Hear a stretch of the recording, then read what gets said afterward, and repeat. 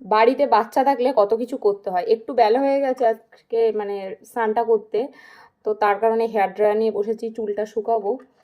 চুলটা শুকানো দরকার, কারণ রিও ছোট, ডোডো ছোট, তো এখন যদি আমার ঠান্ডাটা লেগে যায়, সবার বাড়িতে বাড়িতে ঠান্ডা লাগা জ্বর এগুলো চলছে, তো এখন যদি আমারও লেগে যায় তাহলে ওদের অসুবিধা হবে। তো এই কারণে চুলটা শুকিয়ে দিচ্ছি। ওয়েদার খুব খারাপ, বাইরে ঝমঝম করে প্রচুর বৃষ্টি পড়ছে। তারা বন্ধ করি, নাহলে বড্ড আওয়াজ হচ্ছে।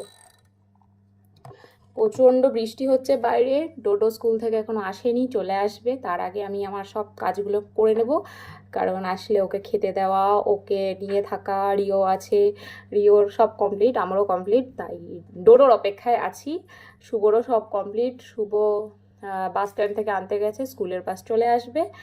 তো চলো, সবাই ভালো থাকো, বাচ্চারা সুস্থ থাকুক,